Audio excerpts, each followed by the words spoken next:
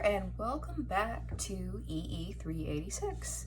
This is going to be the lecture for class number 8, and in this lecture we are going to cover basically about 3 things. One is more examples, doing the aerodynamics, developing that for specific problems. We'll do a little bit of the y set point that we covered in last lecture, and then we will move on to signal tracking. So again, I interchangeably say signal tracking and servo tracking. They are very similar. Servo tracking is a specific case of signal tracking, but basically in each we would cover tracking a specific signal, which we will denote as Y sub C. So that'll be our command signal. We'll do more examples of that. So let's go ahead and get started. Okay. So I've come up with a few systems that we can explore through examples. So basically what we're going to do here is define a system, and then we will examine the stability, and then we'll design our control for that, and then we'll draw the math flow diagram. Okay, so let's do example 1. All right, so let's talk about a second order system for this first example. So I'll give you this system right here. Now we're not going to have a disturbance for this very first system. So first of all, we'll go ahead and work through the set point case, and then we'll do the signal tracking, and we'll explore that for this first example, and then we'll go beyond that. Okay, so we know that for this system right here, again, no disturbance, so we have it set equal to 0. We can explore the stability easily by looking at the necessary and sufficient conditions. Again, that is listed in a table in your text. You can go ahead in the section that explains Routh-Hurwitz. There should be a table with the different system orders up to 3. And you can always, for a system of higher order, do Routh-Hurwitz. And I know we did an example of that in last lecture. It's kind of overkill for a second order system, but that's always an option. Okay, so let's go ahead and write out those necessary and sufficient conditions. You can see it's going to be unstable. We have that negative sign, but it's good to do this for practice. Okay, so in general, if you remember, I'm going to say A2 for the coefficient. If you remember our technique of looking at these and writing them out, we would need A2 to be greater than 0 and A1 to be greater than 0. Again, this comes from Routh-Hurwitz, but this is such a low order system that we can eyeball it and pick them out. Okay, so we can see that the first condition is met, and that's fine, and the second condition fails. So we know by the necessary and sufficient conditions, this system is unstable.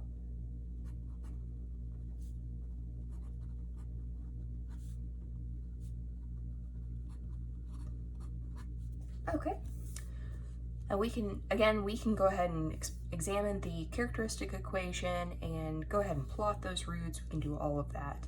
We've done many examples before, so I'm going to go ahead and skip that portion.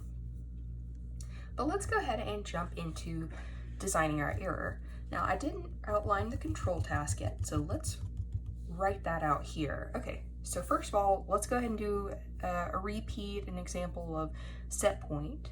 So let's say we want y of t, that's our system response, our actual output, to go to some set point value. And remember, that can be a constant. It can also be a stepwise constant that changes periodically. We don't know the period. Since we're leaving this ambiguous, we're covering many cases here, but typically we would know when this changes because y set point is always measurable. Unlike the disturbance, this is always something that we have the ability to look at and measure. Okay, so we want this to happen for all initial conditions, and if we add a disturbance, for all cases of that disturbance. So we don't here, but we'll do an example in example 2 that has a disturbance. So for all initial conditions, and as t increases, I'm just going to phrase this a little differently. We want y of t to stay at the y set point. So once it reaches that point, we want it to stay there. Okay, so basically in problems I'll phrase this very similarly, but that's the goal. It may not be exactly this wording, but this is basically the goal. Okay, so as you know from last lecture, the first step is to define the error. So we define the error. Okay, for this specific problem, our y desired is equal to our y set point, and our y actual is our y of t. Okay, so our error can be defined as, and that is the exactly equal to right there. Of course, y desired minus y actual, which would be, in our case, y set point minus y of t. And that can be, again, that can be of t. I'm just going to go ahead and drop it and just say YSP from now on. But that should be e of t. That is a function of time. Okay, so there we go. And if you remember our next step, if we were to design a control to ensure that this happens for all initial conditions, and it also stays at that set point, we want to make sure at this point, for sure, we have that controlled equation, that controlled system equation. So I haven't written that yet, so I'm going to go ahead and stop everything and write that right now before I make a mistake, because you definitely want to look at that equation as you're designing your control. And very simple, it's just equal to u of t, which we are going to design. Okay, so we all kind of know what's happening next. We take the derivatives of this. We'll need two of them, the first derivative and then the second derivative, because we have a second order system. We want to get that aerodynamics equation, and so that'll be our next step to develop that after we take our derivatives. So let's take our derivatives real quick. So y desired, or YSP dot, goes to 0. Let's just say 0 or 0 almost everywhere, depending on if it's stepwise or not. And then we have our y of t derivative. Okay, take the second derivative, and I'm going to drop the set point term here, that derivative, so that should be 0 or 0, so almost everywhere as well. And then we've got negative y double dot. Okay, at this point you can choose if you want to use that comparison method or you want to do direct substitution.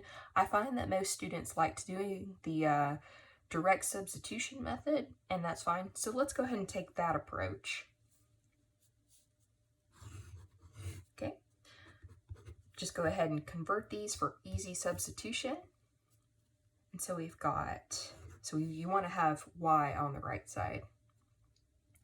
So we've got y equals YSP minus e of t.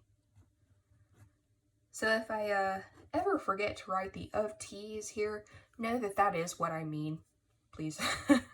It is, sometimes I forget to write the of t's as we're working out these problems. Okay, and we've got y dot minus, there we go, and the error derivative over here, and that's a negative.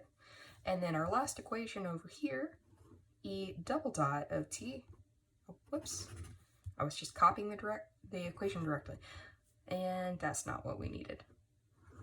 And there we go. Okay, so we've got our equations ready to substitute. Let's go ahead and substitute into the equation.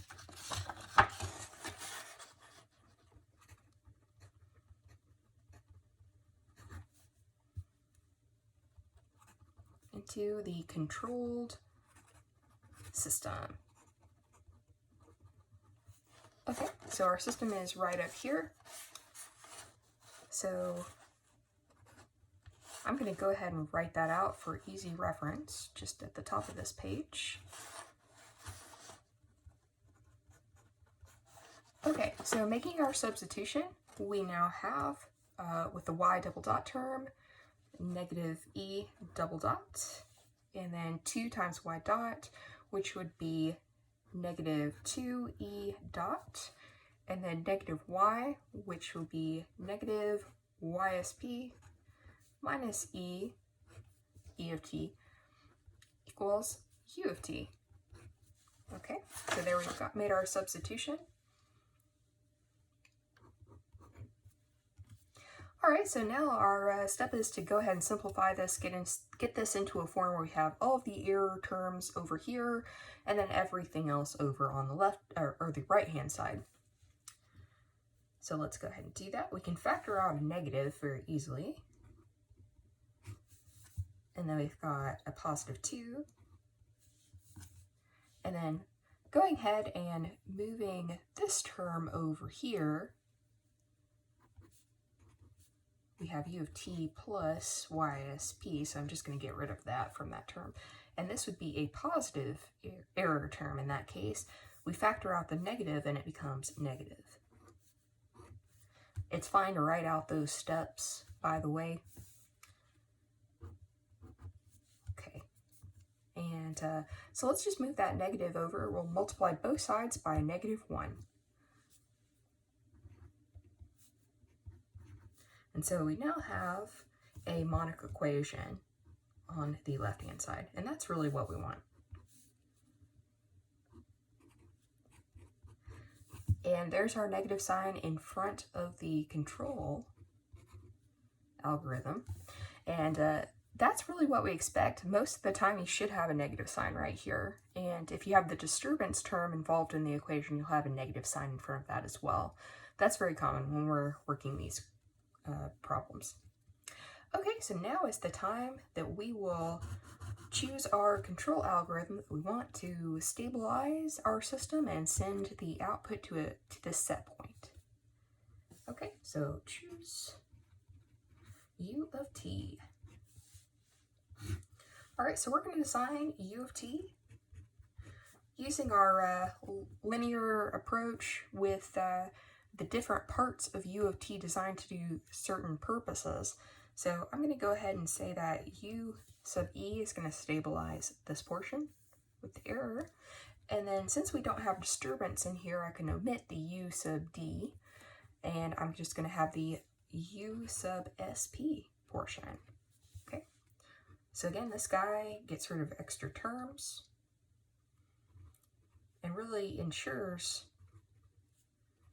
y goes to ysp, and let's say negates extra terms.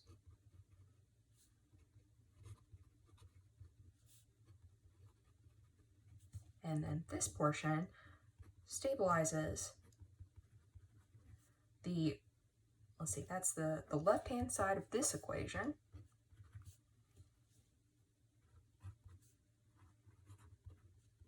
And so we'll name this equation, let's say, equation pointy star. There's probably a word for this type of star, but I don't know what it is. Let me know if you do know. Anyway, so we'll go ahead and design this. And so let's go ahead and eyeball this guy. This is a very easy design. USP out to the side should directly negate this term, so we just want to eliminate that. And so we should have that equal directly to the YSP with a negative sign. So if we have this, we plug it back in, we can check real quick. Negative sign makes this term positive, which would cancel out that term right there. Okay, so that's where that came from. And as for U sub E, let's design that with using our minimal order technique. So it'll have a K1 and a K2, so it'll include both a term of E dot and of E.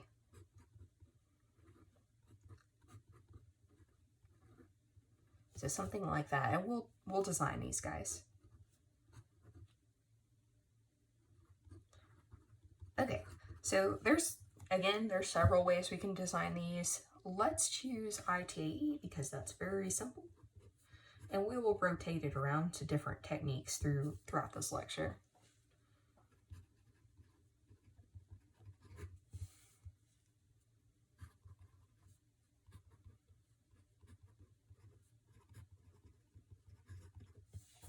Okay, so since we are doing a set point problem, I'm going to go ahead and refer to, in version 13, it is table 5.3. It's also uploaded on Canvas, that ITAE table. And this is a second order equation, so we'll want to refer to the second row in that table, which is s squared plus 1.4, and it would be omega n. We'll choose a value for omega n. Okay, so just like that.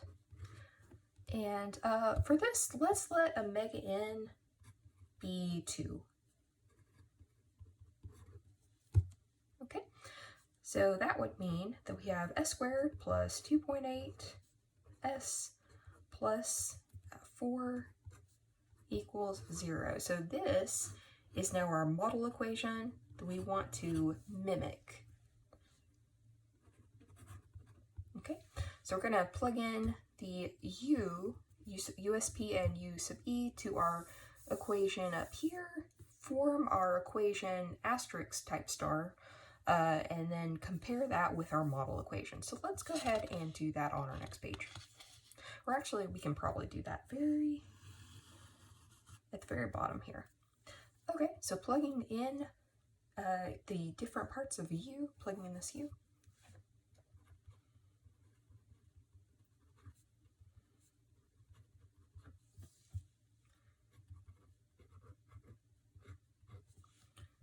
Okay, so we've got E double dot plus 2E dot minus E equals negative of negative YSP, so that's going to be a positive YSP, minus K1E minus K2E dot, and then we're going to have that minus YSP, so that's right where I'm looking up here. Okay, so we can see immediately we would cancel out these two terms, and then we'd be left with these terms over here. So we can go ahead and bring these over, and the simplification would form our y asterisk type star equation. And that's going to be 2, and that's going to be a plus K2.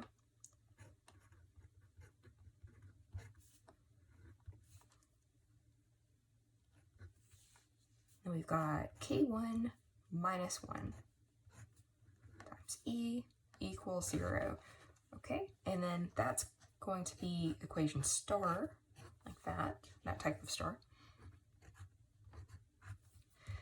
And we will compare it to our model equation given to us by the ITAE choice. Okay, so this is kind of a repeat. We know that we will compare these coefficients, and that's how we're going to solve for K1, K2. All right, so K1 is equal to 4 plus 1, which is 5. And then K2 is going to be equal to 2.8 minus 2. So it's going to be 0.8. Okay, so we solve for these, and we can write out our equation for U of t. So just referring back here, so K1 was the coefficient in front of E.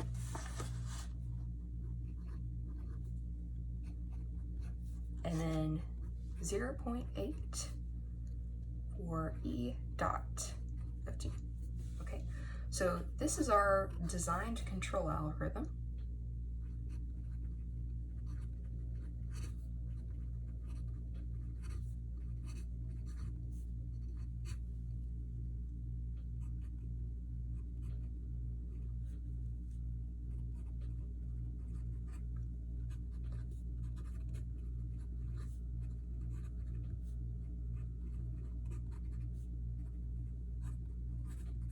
So the K1, K2 design and this algorithm will place the system roots, our closed loop system roots, let's say closed loop, system roots safely into the left-hand plane, okay? Which we know means the system as a whole is stable.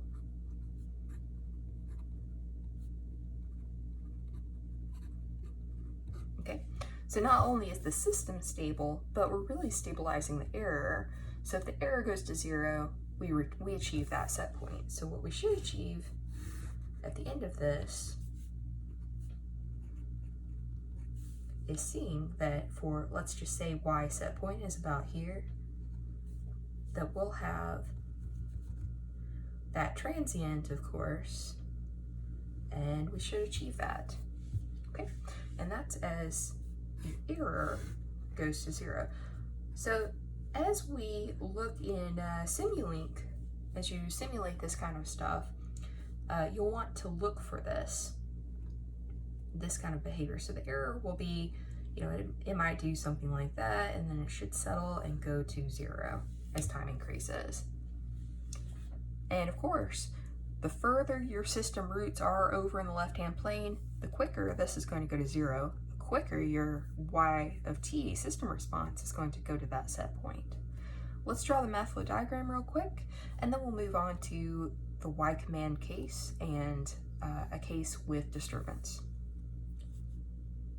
Okay, so actually we don't really have, I think, enough room to do the whole math flow diagram here. Let's start out with the key equations from this problem. Our controlled equation, our equation for the control algorithm. Okay, so we'll write those again.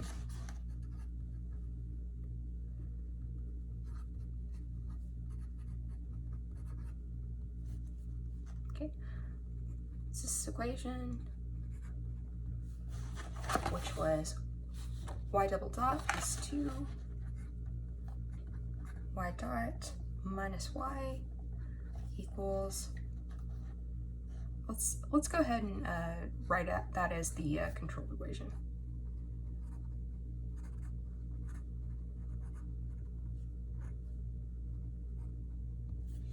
Okay, and then the control algorithm.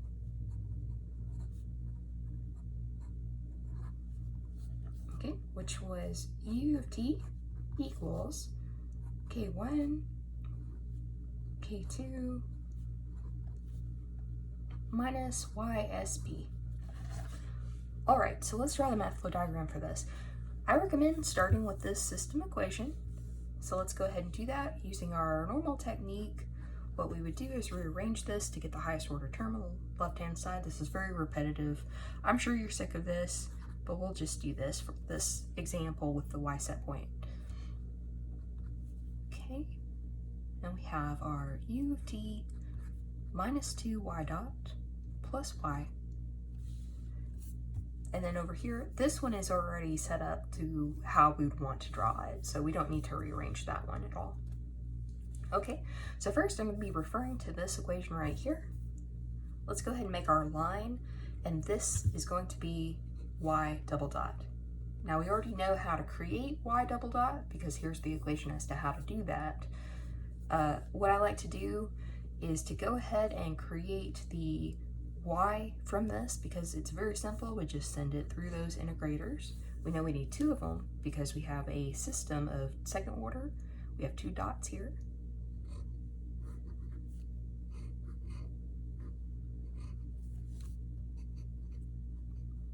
So we complete that with our initial conditions.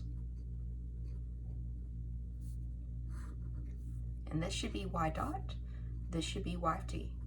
Okay, we need these for our other equations, so we want to make sure that they're visible. Also, this is our output of the system. We should always show this in our math flow diagrams. Okay, so now let's go work backward and go ahead and try and create this y double dot. So we know we need a summing junction here, and we have these 3 terms that we want to add together. So I'm going to put the u of t right here because I'm going to try and use this portion to create that u of t signal. So it's going to be right here. And then we've got these two pieces. So it looks like it's going to be best organizationally for me to put the single dot on the inside and the no dot term on the outside. That way I don't have to cross any lines. So that's what I'm going to do. We've got a -2. Today I'm just going to choose to put the negative sign in the gain right there in that gain block. And then we're going to come around and add this in. Okay. And always, I know I say this every time, but label if you like. More labels is definitely better. Less confusion that way. All right, so we just got the Y term. So we're just gonna go ahead and access that. No gain is necessary because it is just Y. And add that just like so. Okay, and I'm just gonna go ahead and label that right there. Okay, so now the next step, this is our natural system, by the way. Let's go ahead and create that U of t. So the whole thing would be our controlled system then, once this U of t is considered. So this portion is the natural system up to this point, and then we've got our controlled system once we count U of t's influence. All right, so here's our equation as to how to create that U of t signal. We're going to need access to the YSP, so I'm going to go ahead and create that because I know I need the error terms as well, so might as well take care of this YSP first off. That is going to be the same thing as our R of t reference input. You can consider YSP the reference input. We'll put that right in there, and we'll go ahead and add that summing junction right in. Okay, so this is YSP. And in order to create the error, we knew that for this problem, E of t is what Y desired minus Y actual, right? And we had that written on our other page. So we'll have YSP minus Y of t. So I'm gonna want to go ahead and write that in. So I'm gonna go ahead and draw off of the access point to Y of t right here. That's going to go up here and subtract and create E of t. So we've got our E of t, that's the output. Okay. Now, let's go ahead and add in this portion of the U of t. So our ultimate goal right here is to create U of t, and I already have two components available to me.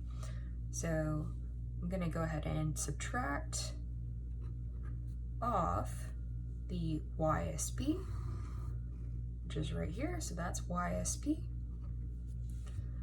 And I've taken care of this component, and now we have access to this right here, so let me go ahead and K1, add that in right there. Okay, this is our last component, but we need access to E dot. Now, if you'll remember, E dot for this equation, or this problem rather, let's see, we took the derivatives right, let's see, right on this other page. So E dot was actually just negative Y dot. So negative Y dot is accessible right here.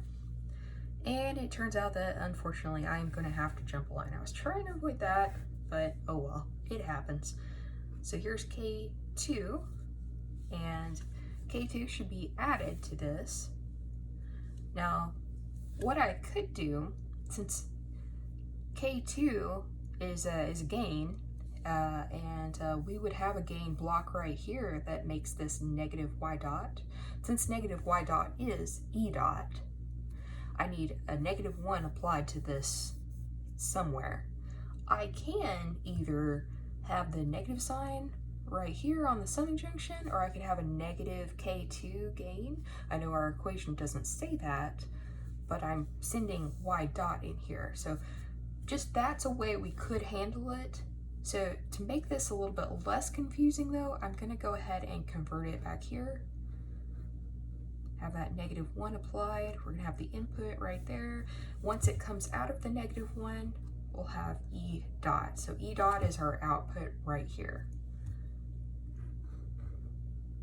just keep it clear, whatever you're doing.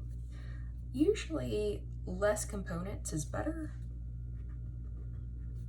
but but clarity is much better than using less components. Yeah. So this is now our completed math flow diagram. You can see we have our output, we have our system, closed loop system input, R of t, which is YSP in this case. We have our control right here. And so we have our natural system visible, we have our controlled system visible, we have our control algorithm visible. So this is a very good math flow diagram. It's easy for me to pick out and see which piece does what. Okay, and it would be very easy for me to debug this in Simulink, which is really handy. Okay, so we've done a review example. This technique, hopefully you have this down. So we can now advance to something just a little more complicated. And I know we didn't have disturbance in that problem. We'll have disturbance in this problem. We'll go ahead and deal with that. Okay, so example 2, I'm going to stop and kind of explain where we're going with this. So this is going to be a command tracking signal problem.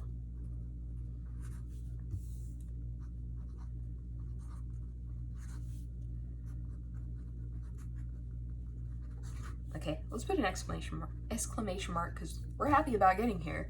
That's going to be represented as YC, so Y command. Okay, now I'm going to leave this ambiguous for most of the time. I guess ambiguous probably isn't the right word, but like a variable most of the time. That way it applies to multiple problems, and when you refer to this or you need to rewatch a section of the lecture or something like that, it's going to be more helpful to you. So YC of t, let's say, is differentiable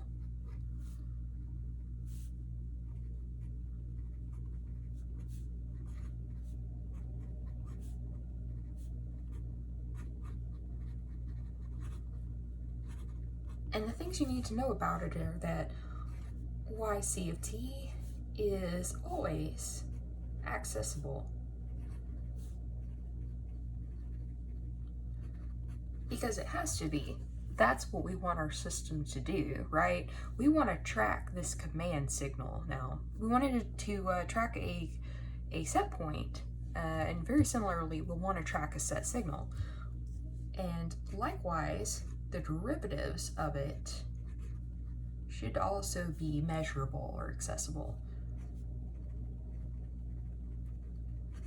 I should probably say measurable because we would be in like real components, mechanical systems, we would be measuring the signal with a sensor and using that in our control design. But over here, accessible, that's probably coming from the Simulink, the simulation kind of world. Is that accessible? Can I put a lead on it? That kind of thing. But anyway, so we always have access to this. And in fact, it's kind of like we are choosing this as what we want the system to do. We want the system to follow this command signal. So what we're going to see is, let's say that we have y of t. I'm also going to plot yc of t up on that axis, and then we're going to have the time axis. So let's say that we have yc of t, and it is going to be something we recognize. Let's say we have some kind of a sinusoid right here.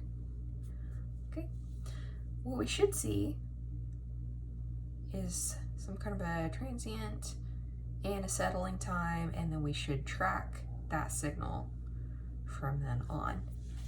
So it would probably be better to use a highlighter for this. Let's make, oh, we didn't label y of t.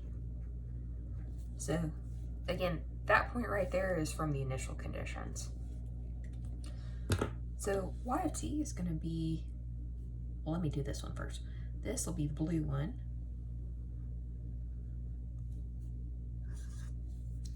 And then we'll get pink, my favorite color. We'll get this out and track just like this. So you can see that we are tracking that signal. So that's what it should look like. You're always going to have this settling time right here, this transient in here. But as you have system roots that are further over in the left-hand plane, this is going to decrease and you should achieve the tracking much sooner. So left-hand plane, not only does that stabilize sooner, but it also will reduce your error to 0 faster.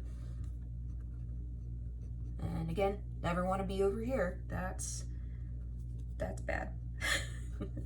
Rather, I can't think of an application we would want to destabilize a system. There probably is one though. Okay, so that's where we're going.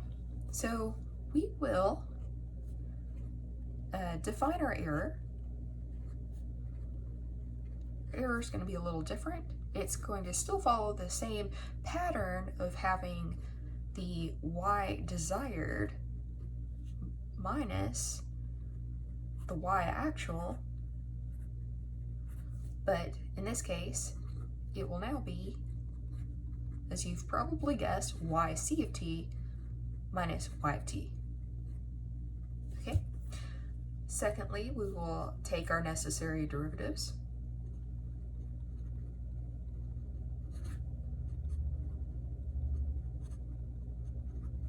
Of the error.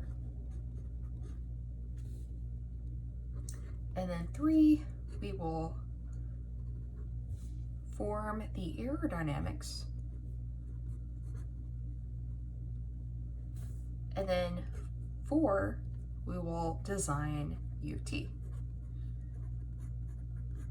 Okay, so in general, our problem statement is going to be that we would want to have y of t go to yc of t as t increases for all initial conditions, and that y of t should stay at yc of t. It should always track that from that point on, once the transient is over.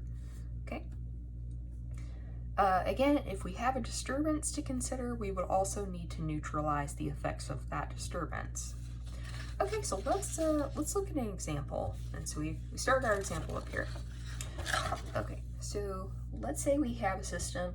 Actually, let's go ahead and use that system from last example, but we'll have a disturbance considered.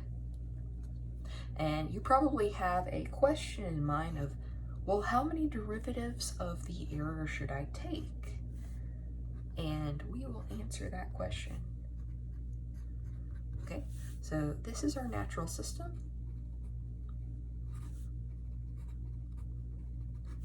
Our controlled system will then be, once we add u of t as an input, that will be where we form the controlled system.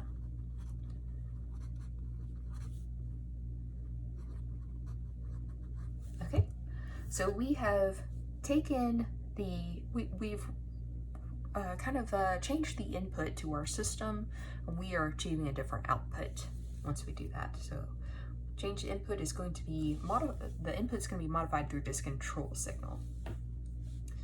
Okay, so let's define for our problem what this disturbance is.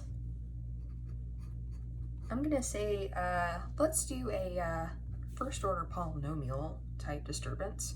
We'll have the bias and ramp CW1 and CW2. I'm going to go ahead and say that these are not stepwise for this problem, just so I don't have to write the of t, but the same procedure applies directly if either one or both of these were stepwise. Same thing. The only difference is, say in Simulink, for simulating this, you would use stepwise input for either one or both, depending on the problem. And also, we would have that almost everywhere involved when we take the derivatives of this structure. Okay. So the given disturbance structure.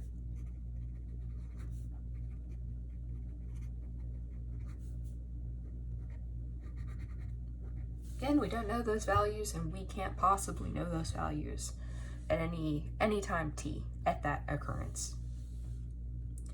Okay, so here's our control task.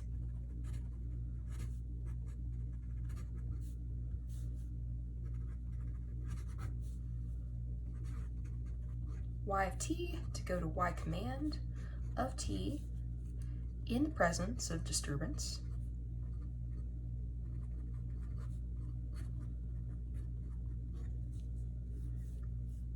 as t increases for all initial conditions, and y of t goes to yc of t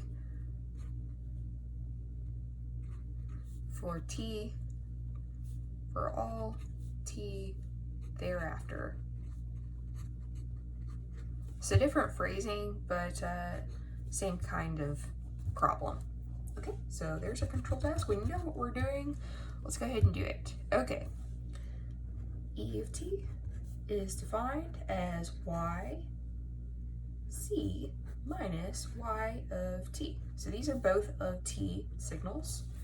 Okay, so let's say that I gave you a specific yc of t. You could plug that in here and that would be fine if you wanted to. I prefer to use yc even if I have a specific signal, because when I'm mapping to the math flow diagram or I'm mapping to Simulink simulation, it's very easy just to go with a label and use that from then on.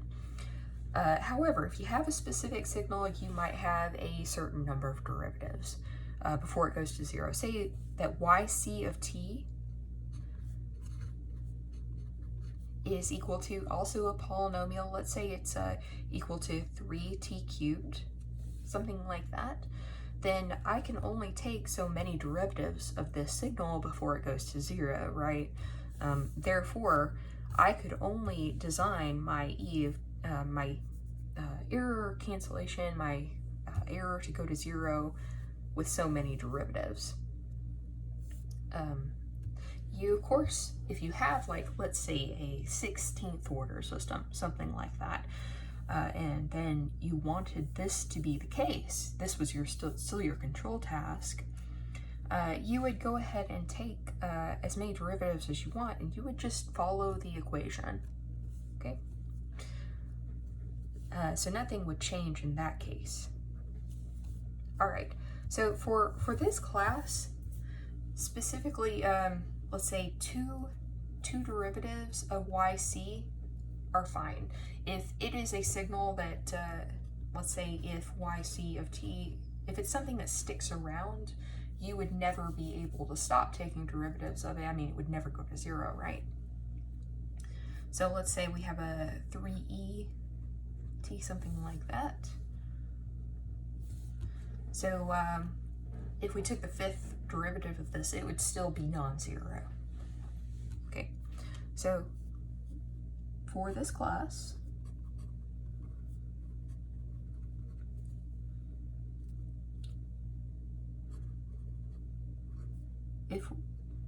if we have e double dot go to zero, that's fine.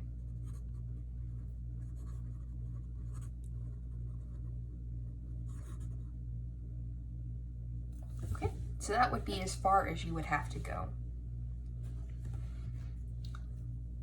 All right, so let's go ahead and follow this, this procedure for y command. Let's take the derivative as many times as the system order that we have. It's following our normal technique.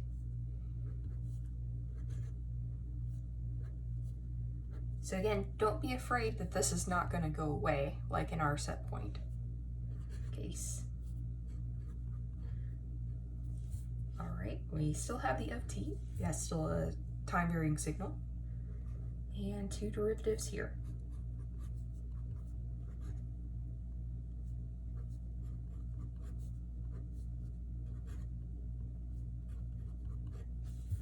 Okay, so we've taken all these derivatives. Our next step would be to form the aerodynamics of this equation, or this system rather. Okay, so I'm actually going to go ahead and formulate, we'll go ahead and use the substitution method again. I'm going to go ahead and formulate these for easy substitution into our controlled system. So we want the y term to be on the left-hand side.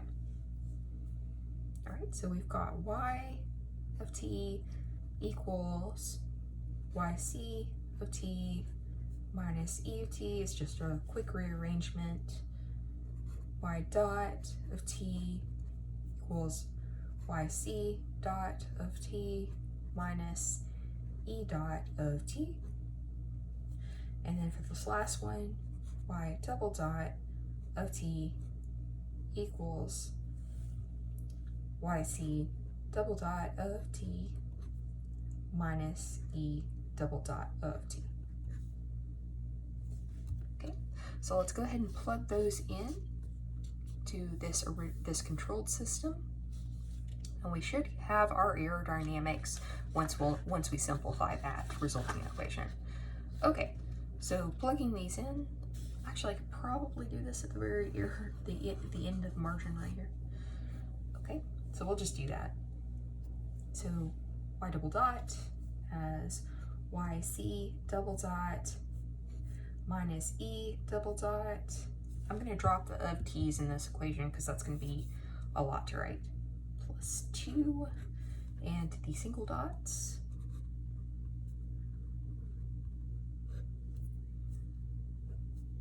Yc minus e.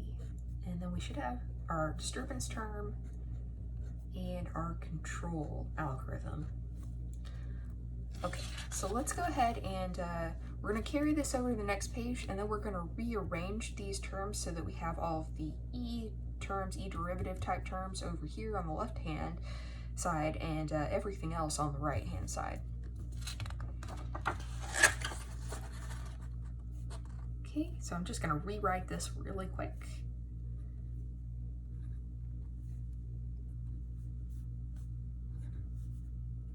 I'm going to also go ahead and multiply out any coefficients over here so that we have those written out.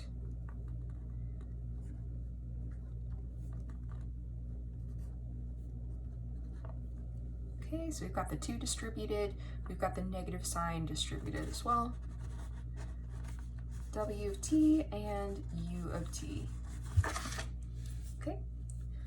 All right, so now just pulling those other terms over to the left-hand side, and we should be able to factor out a negative as well.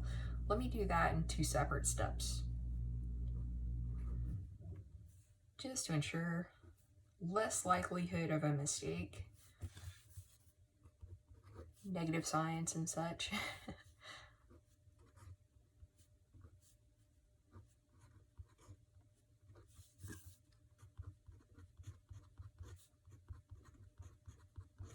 Okay, so now we're going to factor out that negative sign over here.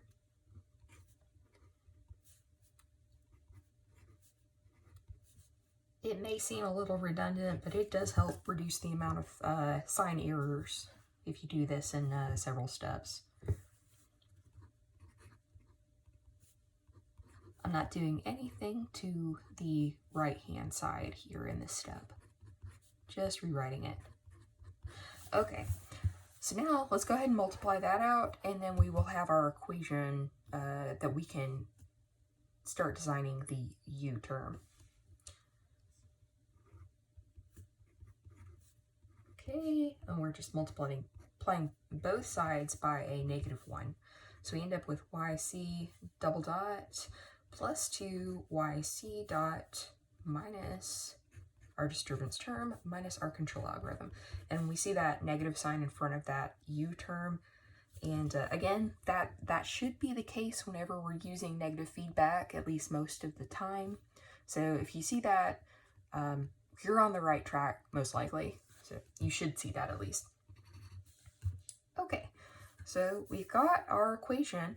This is the stage where we can now choose our control. Okay, so let's go ahead and do that. What I want to do is, of course, design our control in the different component kind of methodology we were talking about, where we have that u e of t to perform the error stabilization of the left-hand side.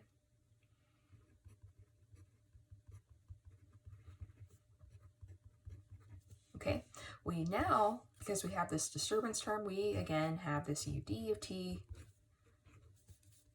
So it neutralizes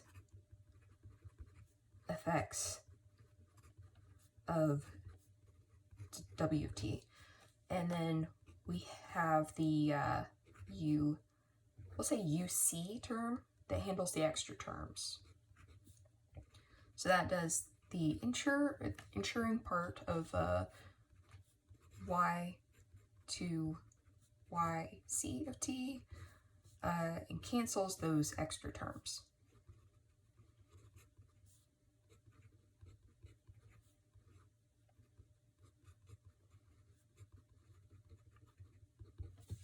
Okay. So that should also be an of t, by the way. All right, so everything is of t. We all match. Okay. So we know pretty much what direction we're heading here. So again, we need to examine what the disturbance was. We had said that the disturbance for this problem was a polynomial type first order equation.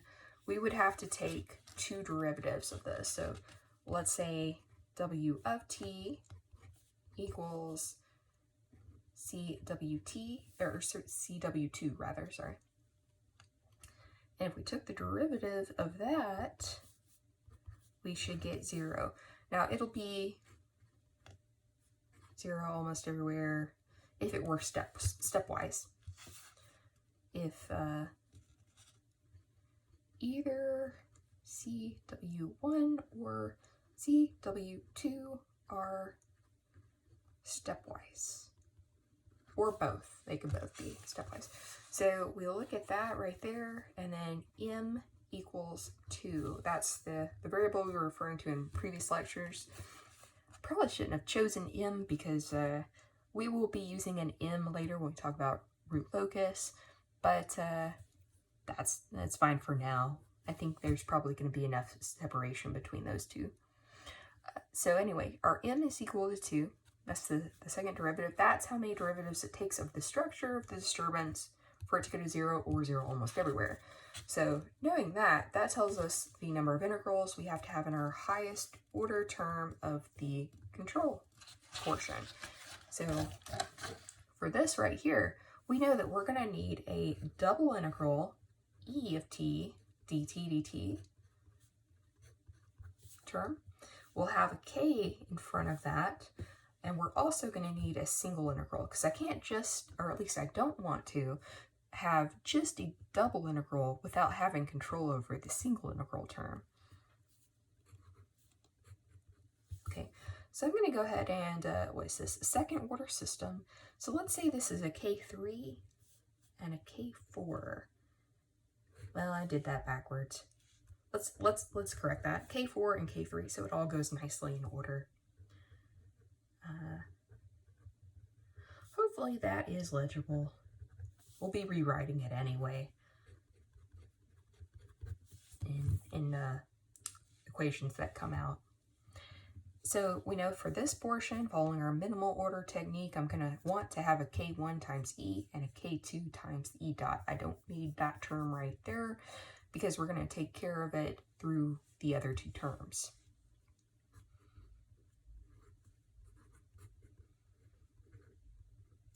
Okay. Actually, this goes out of order anyway. It wasn't necessary. I just realized that. Oh well. You can use K's or G's or whatever variable. I've stuck with K's pretty consistently throughout the lecture so far. So I'm just sticking with those also. Okay, so, and then we know from looking at this equation right here, the extra terms for the YC component are going to consist of this term and this term. Now we've got a negative sign in front of the U. So if I make this component equal to these two extra terms, I'm going to be able to cancel them out with this negative sign. So this should be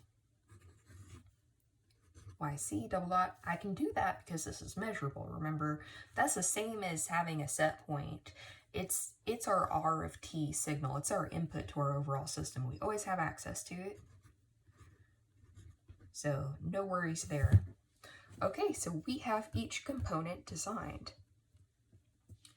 Let's go ahead and write those all out together here at the bottom.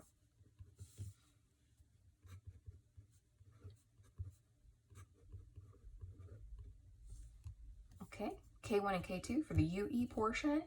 We've got K3 single integral e dt and K4 double integral e of t dt and dt for the UD portion. And then for the UC portion, these two terms right here, which came from that equation.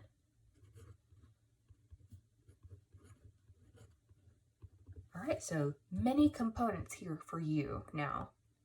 And you'll find that here we're just stabilizing E and E dot. As you go along, you will find that if you want to stabilize more derivatives of the error for any reason, you will collect more terms out here. Also, as your system increases in order. Okay, so let's go ahead and plug these back in. We're going to plug these back into this equation right here. So I'm going to make this equation pointy star.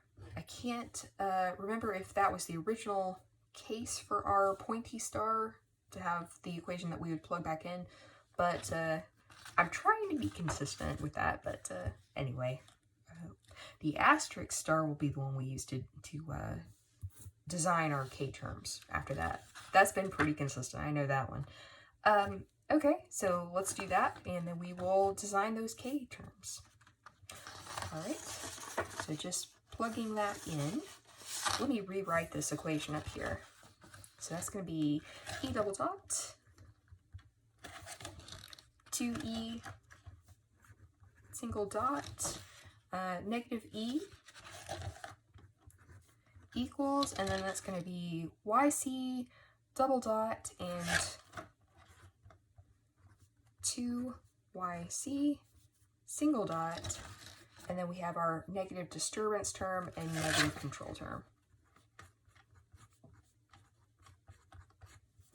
Okay, all right, so now we can just refer to our control equation right here and plug this right in.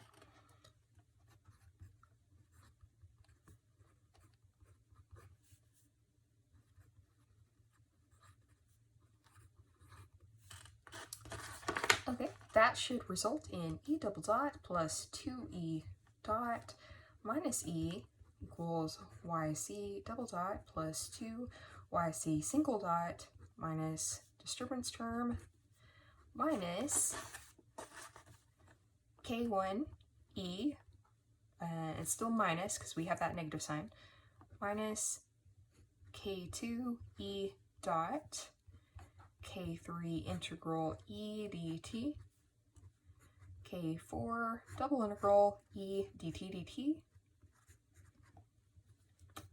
minus YC double dot minus 2YC dot. Okay, so now everything's on one page. That's better. All right, so let's go ahead and cancel these terms out. We can see these two terms cancel with these two terms, so we can go ahead and mark those out. And that's good because that shortens our equation a little bit. Let's bring over anything that involves an E to this side. You can do that after you take the derivative, but here I'm going to get everything with E's on one side first. So we've got E double dot plus 2E single dot minus E, and then over here we're going to have the plus K1E plus K2E dot plus K3 integral E dt plus K4, and that's the double integral term dt dt. And then we have a minus disturbance term. Okay, so we know that the second derivative of the structure of that disturbance equals 0, again, or 0 almost everywhere if it's a stepwise term. So we take the derivative of this equation 2 times.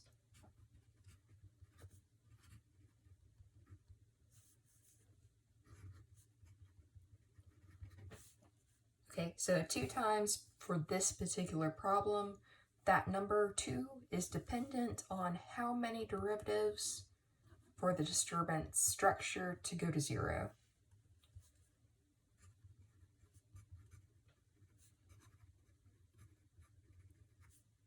So because m equals 2 here. Okay, so let's take the derivative. And we have 4 dots for that first e, and I'm going to go ahead and combine these terms before I take the derivative of them.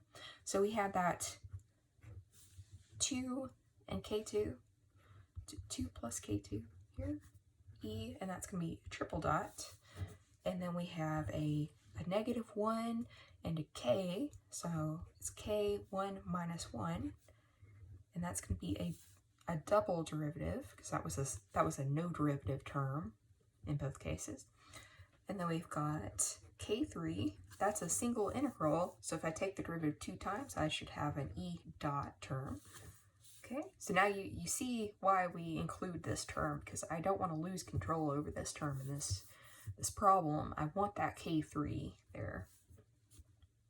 To be able to choose that coefficient is very powerful. And there's our last term, double integral, take the derivative 2 times. We should just have the variable itself right there. Okay, and then minus double derivative of this, which for this goes to 0 directly, because it was just a polynomial structure, no stepwise components. Okay, so now we are able to choose the k1, k2, k3, and k4 terms. Okay, so once we have this kind of a structure, something equals 0, we're able to do the design. So YC is something more than just a constant value or a stepwise constant. So let's say that we have this kind of a situation. Okay. Otherwise, we would be doing a set point problem. We're not doing a set point problem here. We have a signal to track. So instead of using the step input ITAE table, I'm going to go ahead and use the ramp input one. Okay. So now for ITAE ramp input. And if you have version 13, that table was on page 321, and it's also on Canvas, of course. Okay, so I have a 4th order equation, so I'm going to want to take the 4th row, or actually it's the 3rd row down, but it's the one that starts with S4.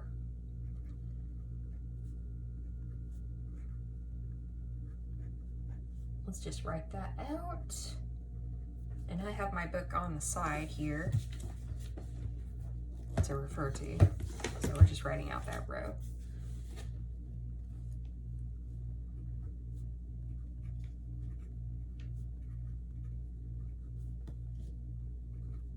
That is supposed to be a 2 right there.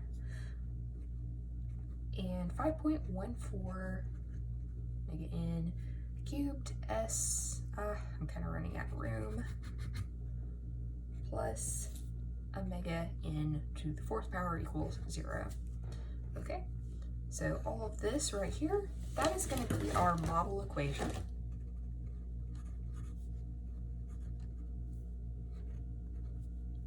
Okay, and this was our equation with the asterisk type star. Okay, so we want to compare these two equations, and we solve for K1, K2, K3, K4.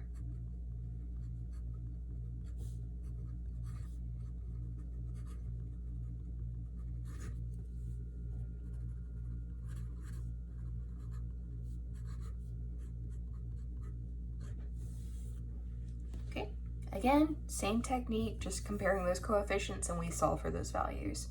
I would, of course, if I told you use ITAE, I would give you the omega n, or I would let you choose. If I were doing this right now, and I got to choose the omega n. The right thing to do is choose the largest omega n you're allowed to choose or you can afford to choose. If you're just doing this for practice, as we are in this class, I would choose 1 because that makes this much easier to solve. That's what I would have done if I were going to go ahead and solve for these explicit values, but I think we've done that enough. Let's go ahead and do the math flow diagram for this problem. And to do the math flow diagram, we need the controlled equation, and we need the control algorithm. We're also going to need how to build up the error. So let me write out the control equation, which we have a few pages back. This right here, this controlled system. And so we have y double dot plus 2y dot minus y equals our disturbance term plus our control term. Our control algorithm that we came up with right here.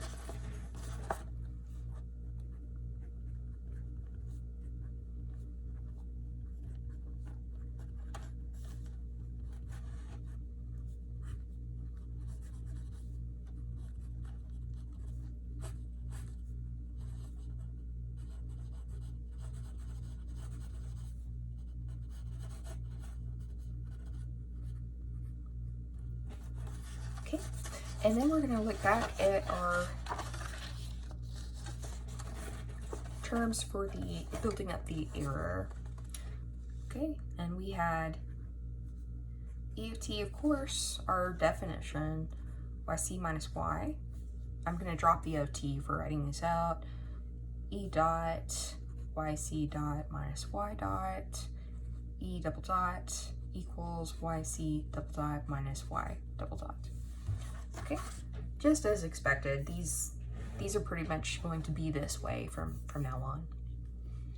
Okay, so let's go ahead and draw the math flow diagram. So what I want to do is start with my system, and I'm going to rearrange this again like we did last example, and put the highest order output term on the left-hand side, everything else on the right. You can do that multiple ways, but that's how I like to do it.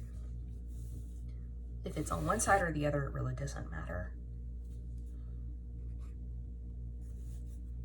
Okay, minus 2y dot plus y plus the disturbance term plus u of t control algorithm.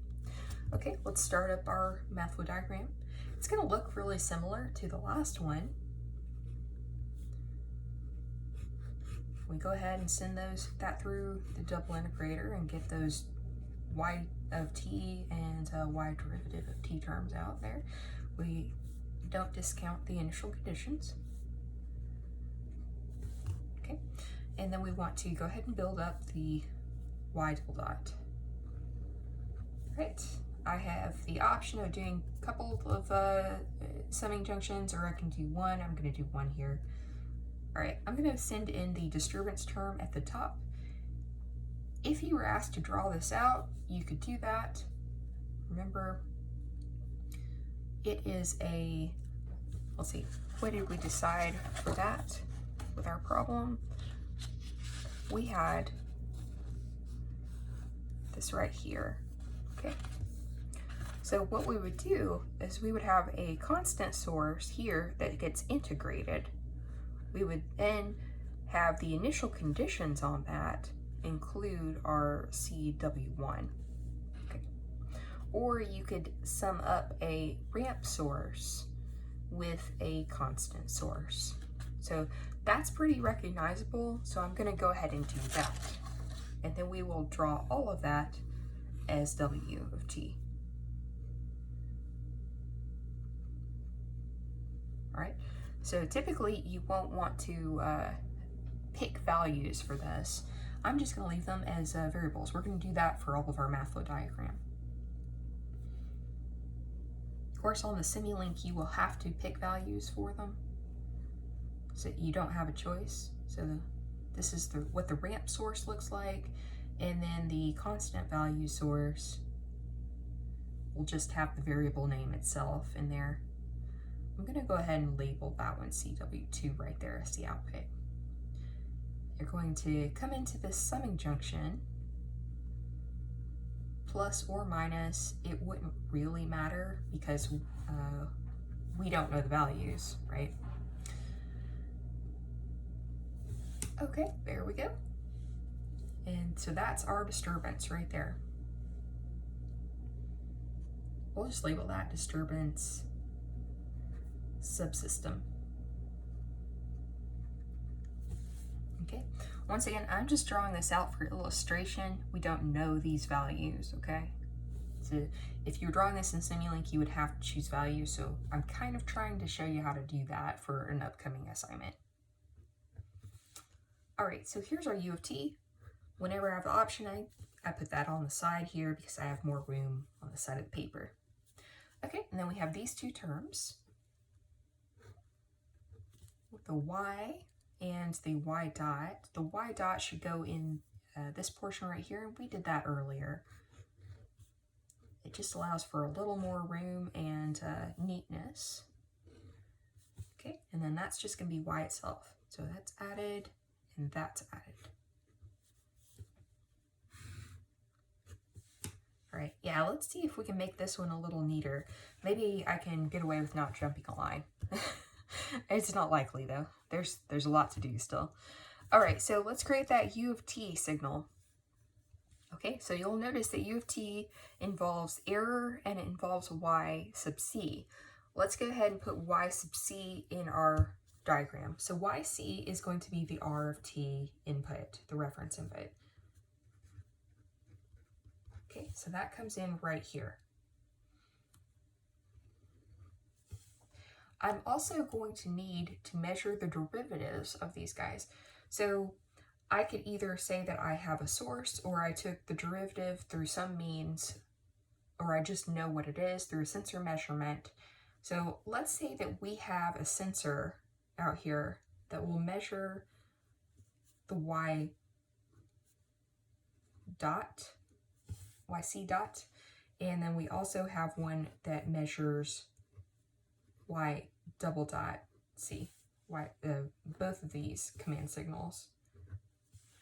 Okay, so these will be in some way connected up here. These might be differentiators, or we might be able to build that signal. So if you were doing a Simulink assignment, say you would know that this is sine, 3 sine or something like that, and you would be able to build a separate source and then have that signal readily available.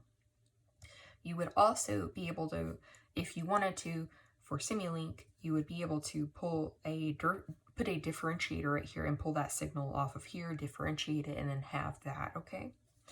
All right, so we're just gonna say that this is a sensor for our illustration right here. Okay. And then we, of course, need to connect these up through some means. Okay. All right, so the next step would be to then build the error signals. So we have, wow, I just realized that I have this dot right here. That's not right. Of course, we have y dot here. We shouldn't have y dot on the other side of the integrator, right? That means the integrator component is shorted out and not doing anything. That would be wrong. It would be wrong to design things that way for sure.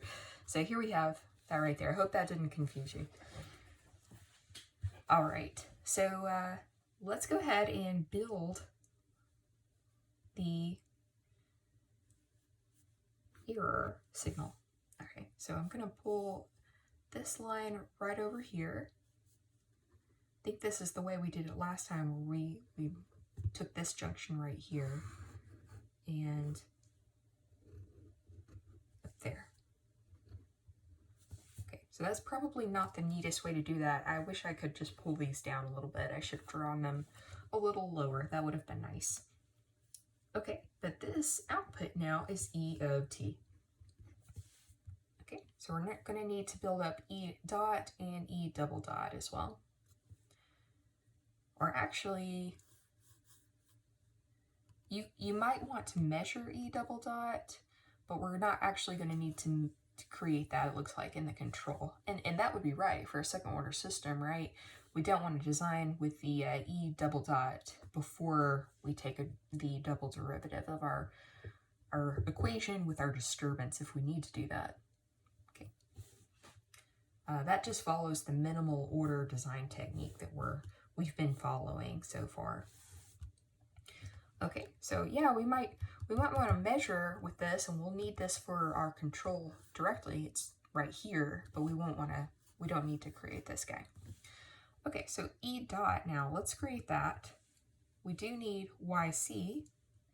So I'm going to put, let's see, actually, I am going to jump this line right here and create a summing junction right there. And then we'll take the Y dot term, jump this line. I was so wrong. I did have to jump lines, unfortunately. I think I should have drawn this much lower to allow for this room. But there we go, and that is E dot. So we have both of these guys created. Okay, so we now have all the components available to create our U of T signal. We have our E's, we have our YC terms all available. So there's nothing that we're missing here. So now we should be able to create the missing portion of our control. So let's do that. It may be easier for this case since we have, let's see, we have 5 components, yeah. No, we have 6 components, 6 components to U of T.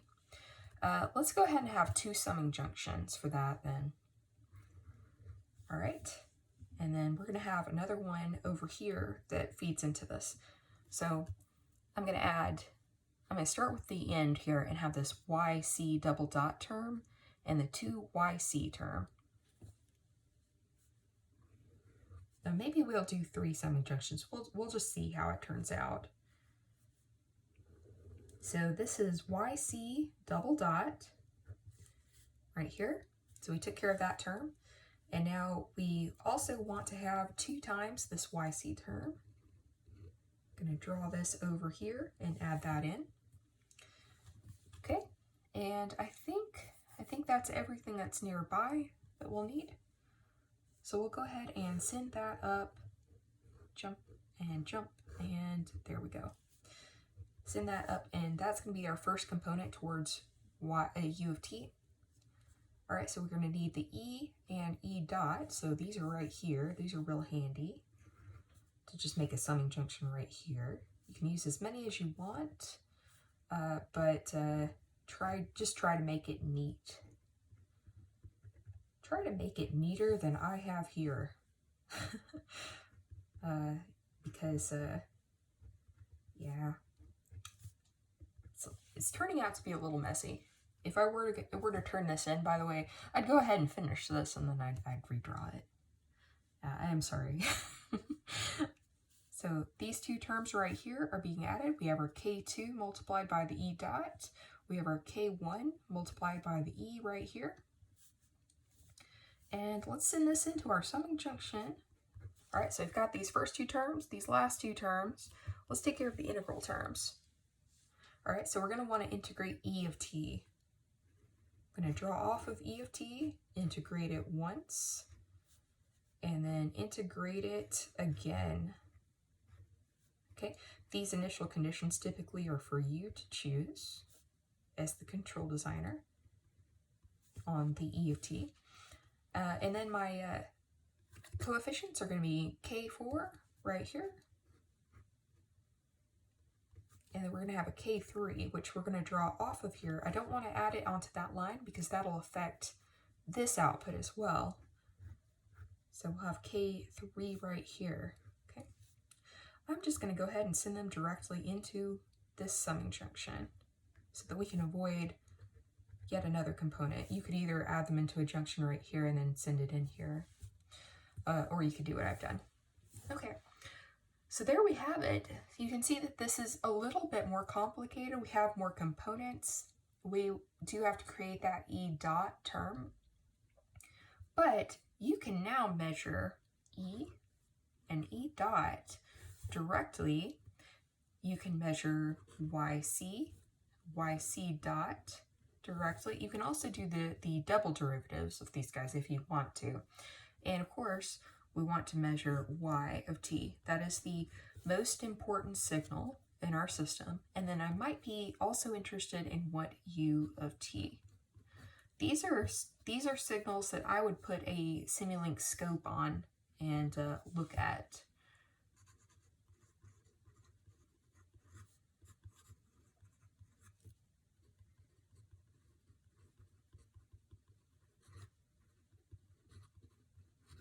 Okay, these signals will tell you something about how your control is performing and how your system is doing. So you can look at y of t, and you can see, is it following the signal pattern of yc of t? Is it doing what we expect, or is it blowing up? And trust me, even a negative sign difference in one area of the control or one area of the system in your simulation can cause your y of t to blow up. Once you have if you have a very high order system, one single negative sign can do that. So it's very important to be neat and to try to make it easy on yourself to debug things. U of t is, of course, your control action. That's the amount of effort that your control algorithm is having to put in to accomplish that control task. So this really should diminish as time goes on, but that can change depending on what your disturbance is to your system, if you have one or if you have multiple disturbances. And just because of the simulation, because we are allowed to do that, I would also measure your disturbance, if you have one, to just make sure that it's not zero, it's doing what you expect. And if I give you a certain disturbance, which I will in an upcoming assignment, make sure it's the correct disturbance that you're supposed to use. So yeah, I would stick a scope on all of those signals and look at them. All right, and also the error, of course, we know that should go to 0. That should look like your first systems did when you first started designing controls. That should go to 0 as time goes on. Okay, so let's do a generic system. We'll do something that's third order because we've stuck around second orders. I'd really like to do a double integrator example really quick too. Let's see, we can probably knock out the second order one really quick. So let's do that one. So this will be example 3, and this is going to be the double integrator.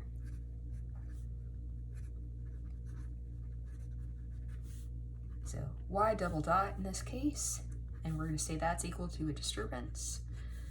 Okay, that's our natural system. And our controlled system is where we add in our control as an input. So there we go, and that is our controlled system. Okay, so we want y of t to go to yc of t. For this example, let's have y of c be a certain signal.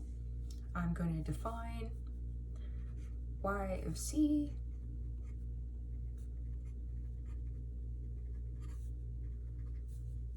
and let's say it's something that never goes away. I really like the idea of having a exponential signal. And this is really not,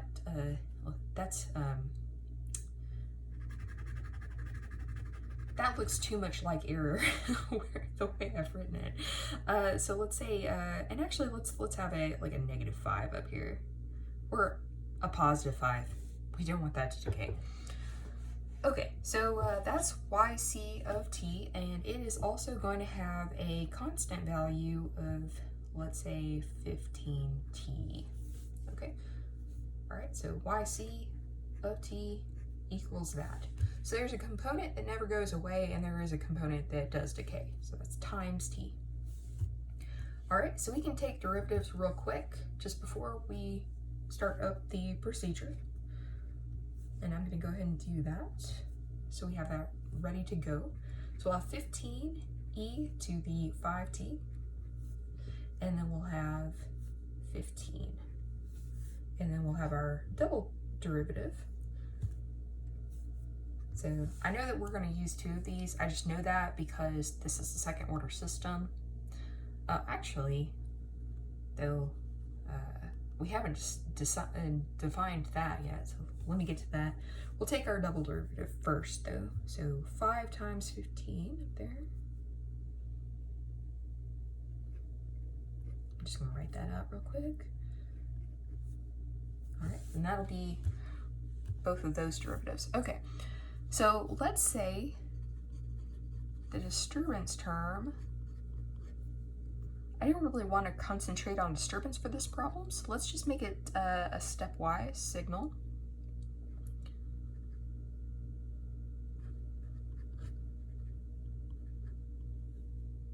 Stepwise constant. So if we were building that in Simulink, we would use that step input, and you could define when it starts and what the value is, the initial value, and which is the initial condition of this guy. So that would be where it starts there at t0, and then when it steps and what it steps to. So let's say it steps like that. Okay, and this is a C0 and CW. We'll just say CW right there. Versus time, and that is W of t. Okay, so we've got all our components ready to go. So we want, of course, Y to go to that command signal. I give you a specific command signal. We want it to go there for all initial conditions and should stay there.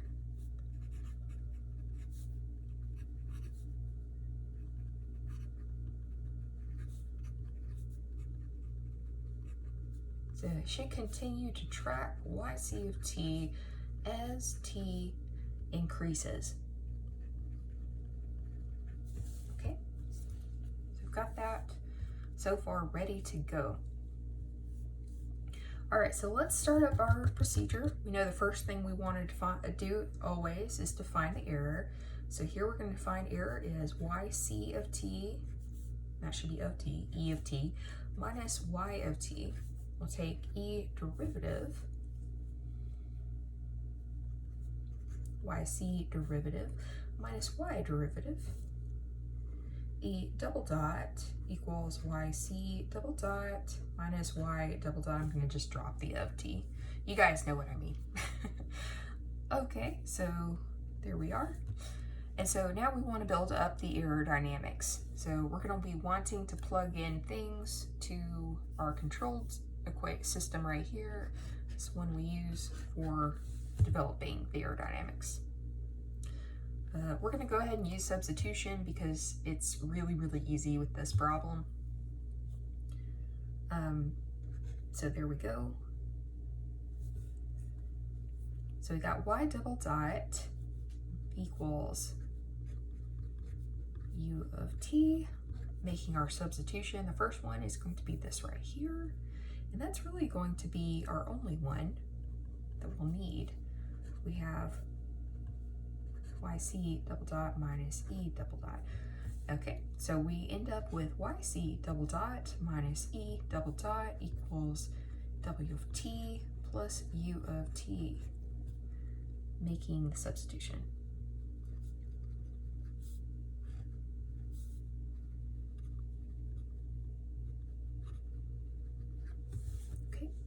Now, if I move this term over and I multiply everything by a negative sign, I should get, over here, it should be negative W of t minus U of t, and we should have our E of t, E double dot of t over here, and then we should have a plus YC double dot right here.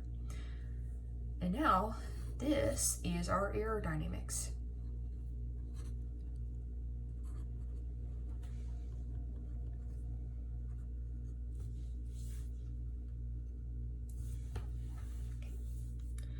All right, and so now, once we have this stage right here, we can begin to design U of t.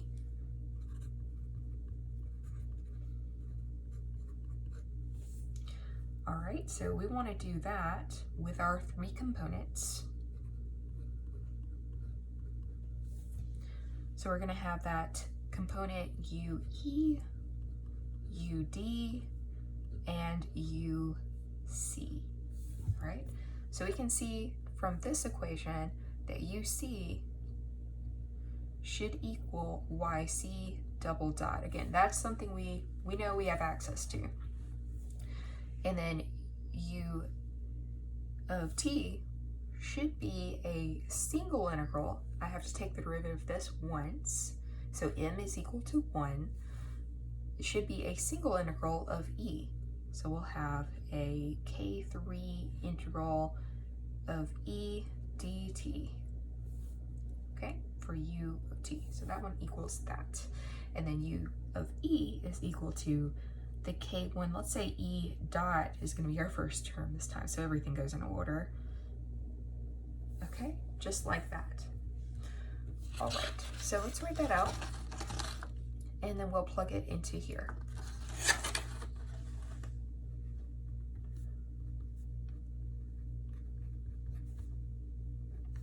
Okay, so we're going to have a minus k1 e dot, and I'm just going to put this all in a parentheses, and then we'll take care of the negative sign in a moment. K2e, K3 integral e dt plus yc double dot. Okay, just like so. And that should be everything. So we just have 4 components for this system, and we have taken care of everything except for, we do have that component right there. Can't forget that. Okay, so we've plugged in our control. All of this is u of t. All right, so now let's simplify. We know that we can cancel out these 2 terms because we have a negative sign here, so that cancels out. And if we move over these e terms to the left-hand side, so we have all of our e and derivatives over the left-hand side, we have e double dot plus k1 e dot plus k2e. So now everything's nicely in order. K3 integral e dt. Then we have a negative disturbance term on the right-hand side, and that should be it. So I know that this is a stepwise constant.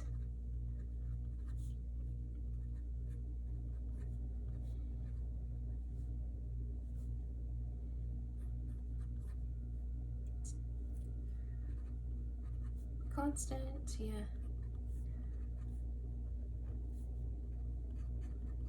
Equals 0 almost everywhere. So take one derivative of system equation here.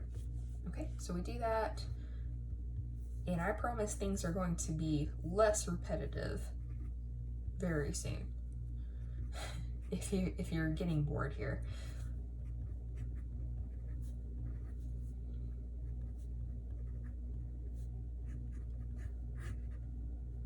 Right, it's just important to get this technique design down. So, all right, so we're actually doing a lot with this control. We do need to choose the K1, K2, and K3 gains.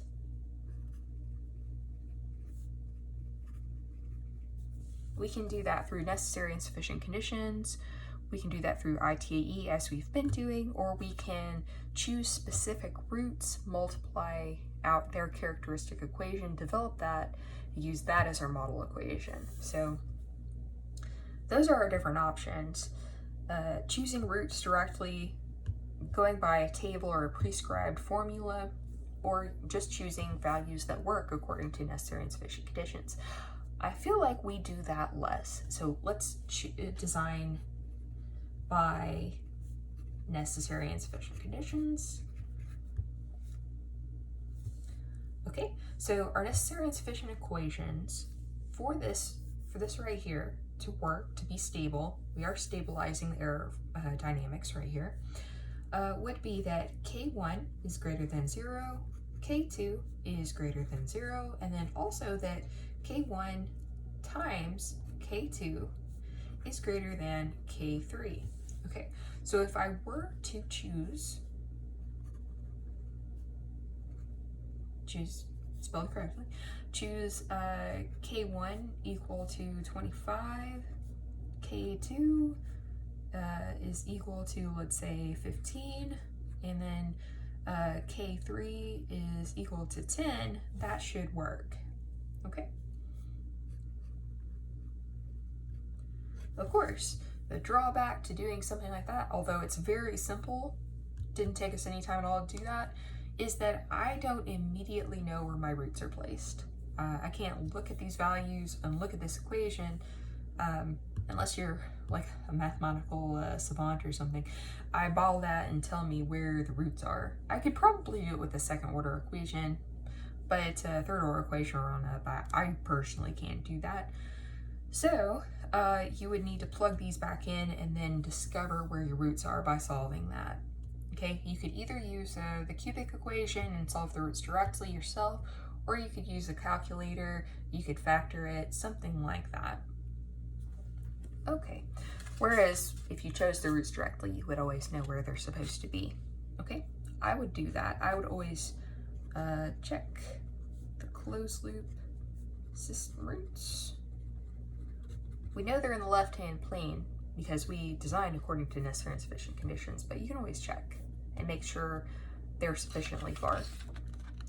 Okay, so let's do one more example, and this is going to be our third order example. So I think this is example 4. Okay, so third order equation. And we're going to do this as a generic system. We're going to have arbitrary coefficients. So we'll make the first two negative, and then we'll make the third positive. So this is going to be, for sure, an unstable system, provided that alpha is greater than 0 and beta is greater than 0. And then I don't really care about gamma here, but let's say that that's also greater than 0.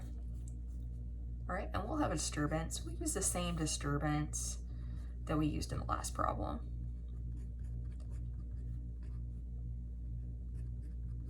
It's a stepwise constant. Okay. All right, so now we want to design u of t so that, first of all, disturbance is neutralized. I'll say disturbance effects.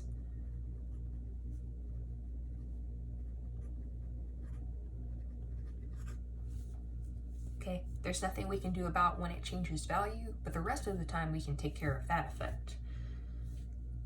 And then also, so that y of t goes to a certain command signal. Actually, I had intended for us to draw the math flow diagram of this guy. So we'll go back and we will draw the math flow diagram of example 3 right after we finish this, because that's the whole reason why I defined this yc of t. You don't typically have to do that just to solve it.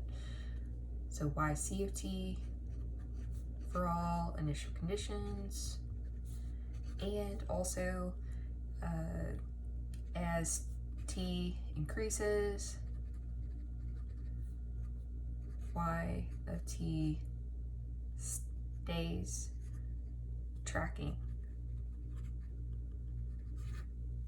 Well, let's say it tracks yc of t, which implies then that error goes to 0.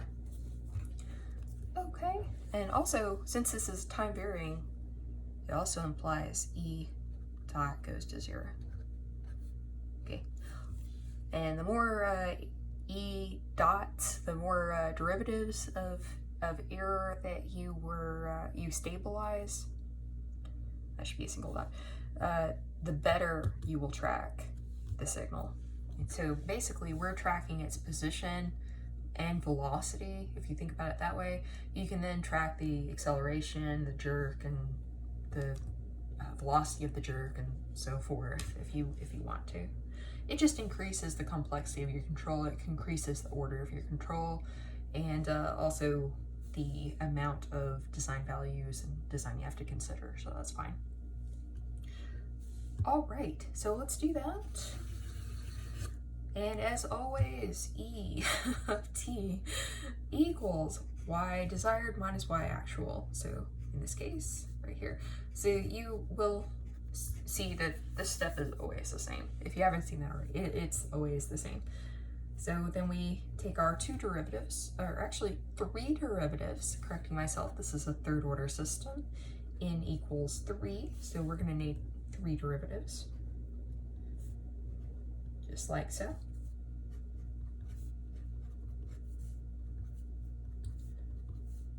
So just filling this out. These are of t's.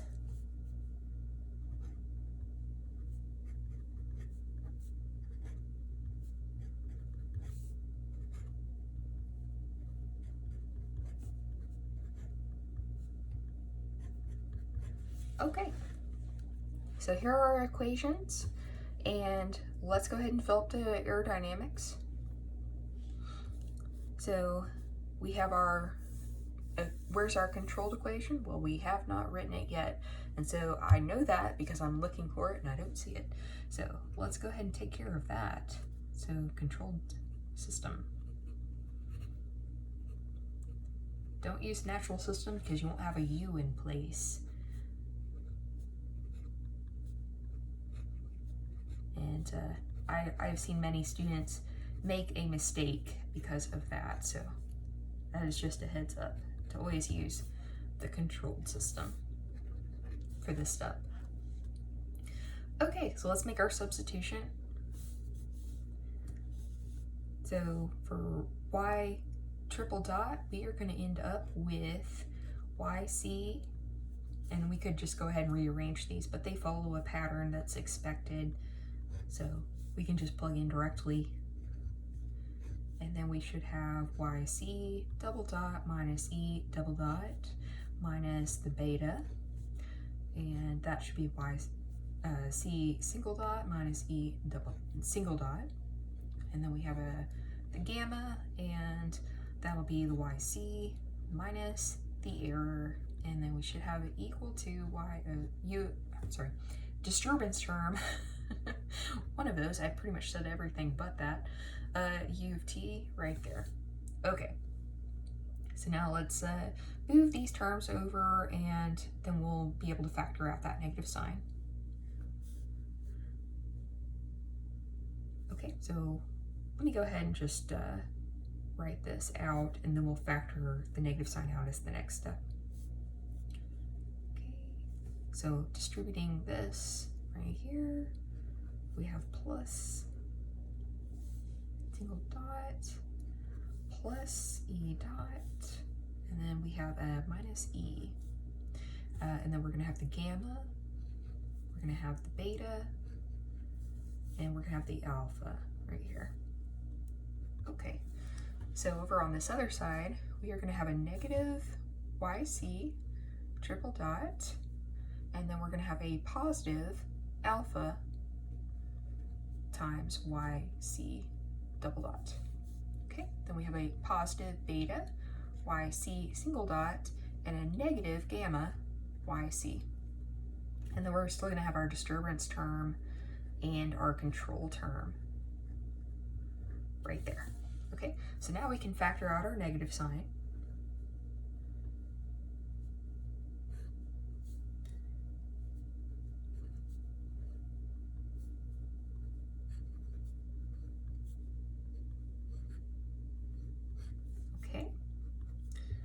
And now if I were to multiply, I'll just go ahead and do that in that step. So we were factoring this out. I'm going to go ahead and multiply it. So I would have gone ahead and made this a plus, but it's awfully close to this equation, so that's why I went ahead and marked it out. So yc, and that makes this positive, makes this term negative, makes this term negative, makes this term positive, negative right here, and a negative right here, and we expect that. We expect that negative sign. Okay, so we've got all of this, and so now we are at the stage where we can go ahead and design our control. So we know we're going to have all three components. U of t is going to be ue of t, a u sub d of t, and a u c of t. Okay. Again, this is the extra term cancellation, ensures that we track that signal. This takes care of the disturbance, and it contains our integral terms. And the UE is really just a stabilization portion for the left-hand side. And this is designed the way we did a few lectures ago at the very beginning, really. Okay, so we know that the terms here are going to be a K1,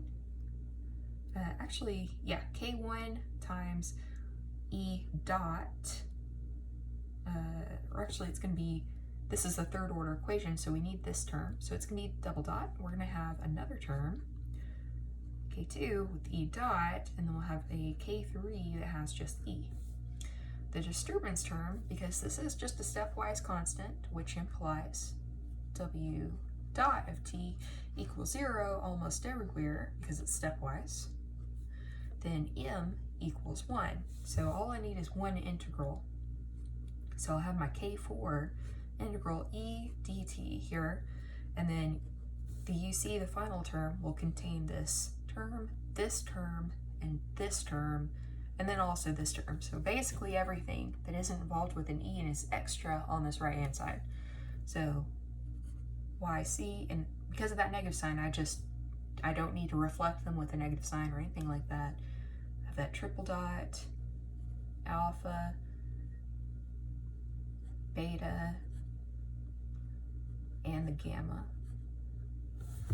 Okay, so these are the components that will make up our control, and we would just follow the next few steps like we have been doing so far. I do want to take this moment to go ahead and go back and draw that math flow diagram for this portion right here, this problem. So let's say math flow diagram for example 3.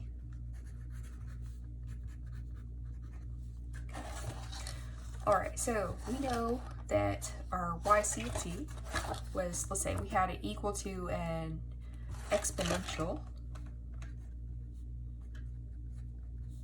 was 3e, and it's unfortunate it looks a little bit like the error, but we know that that's an exponential function, plus 15 times t. And then we took the derivative of this, we did that ahead of time, that was 15 times e to the 5t plus 15, and that was YC derivative. Okay. And let's see, did we end up using that double derivative? Yeah, we did, for the UC portion. Okay, so that was 75, and e to the 5t. Okay, and in our system equation, we have just the double integrator, so we're gonna write out that controlled system equation. So that was the disturbance and the U of t. And then our U of t is down here. So I'm just gonna hold the paper like that. So you don't have to, well, actually it probably would be good to go ahead and copy it down. Let's do that real quick. I try to write fast, but yeah, I can only go so fast without making a mistake. All right, there we go. All right, so let's do the math flow diagram real quick. All right, so I'm gonna look at this equation right here. It's already, just through the nature of the equation, it's already in the format we want. So let's go ahead and do that, draw that out. I know that I want y of t accessible, so I'm gonna go ahead and send that through the two integrators. And if I had a third order system, I'd just have another integrator right here. System order is the order of the highest derivative And it should be also the number of integrators that you're going to use for the technique we're using to draw math flow diagrams. So we have that right there. And we don't forget our initial conditions.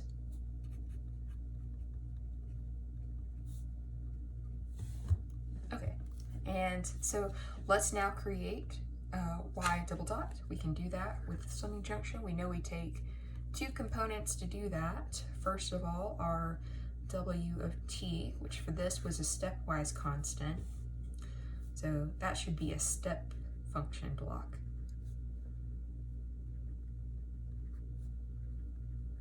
Okay, we'll add that in there. We also are going to add in u of t right here. And then I have nothing else that I need to put in here because there is nothing else needed to create y double dot. Anything else would be wrong. So these are the only components that we need. To create the u of t, however, we're going to need to create the error and the error derivative. We also need access to this yc term and the double dot term. So our input, r of t, is actually yc of t. Remember, that is r of t, our reference input. Okay, so traditionally we have that added in, and then we will take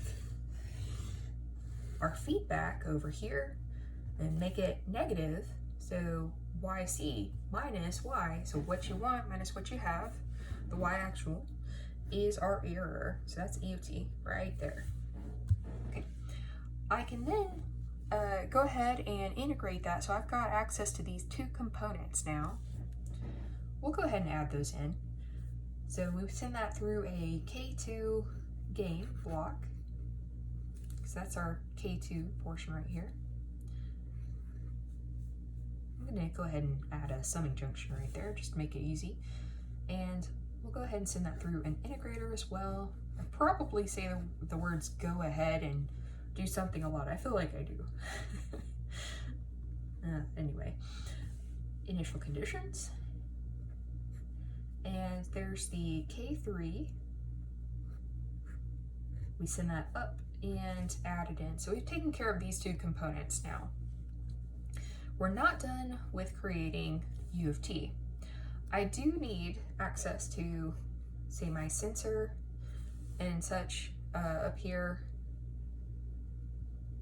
that would provide me with the yc dot and the yc double dot. Let's say I have access to both of those signals through the sensor, and then I will show you how to create specifically that. So yc double dot was just taken as it was itself, no multiplier, that is, no gain needed here. So we've taken care of these three components. We do need the e dot. So e dot is going to involve the yc dot and the y dot terms. Now let's see if we can do this without crossing. So I'm taking y dot, and that is going to be subtracted from yc dot, sorry. There we go. Okay, so now this should be e dot coming in right here. We're going to multiply that with a K1. So whatever we designed K1 to be. All right, so I'm going to add that into another summing junction. We're going to add, and we're going to add that one. All right, so now we have completed this whole diagram. And we did it without jumping any lines, so good for us. That's rare. But anyway, it's rare on the first try, that is. So there we go. So you can see we've got our output, we've got our input. Our reference input was the yc, that's what we want to do, that's what we want to measure. And interestingly enough, let's say I decided that I no longer want to do or want to track a signal that has a non-zero derivative. I want a set point now. So I plug in my set point. It's still going to track, it's still going to work. This control is just a little needlessly complex for that. There are some components that if we were just doing a set point, we could do without. But it's not that this won't work with a set point. It definitely will. So let's go ahead and draw this portion right here because I did want to show you how to do that. Let's say our yc component is just like this. And let's say we have the ramp input. So this is what I'm going to be drawing right here, YC of t first. So first of all, I have two pieces to this. I have a 15 times t. So there's a few ways you can do that in Simulink. I would say let's use the ramp input. So we set our initial value to 0. And then we set our final value. Actually, that's the step input, I'm sorry. It will have a slope, and we want to set that to 15. Okay, so we would add that in with a summing junction to this second component, which will be the exp function. Or it may have e to the u of t, something like that. And so that, unfortunately, the u is what we use for the control, and that's the symbol that they chose up here. So it'll have one or the other, but anyway. So the settings on that will have whatever value you want u of t. So we set the exponent coefficient to 5. Now, we're not done here. You'll notice that this is actually not this signal. We're missing a piece.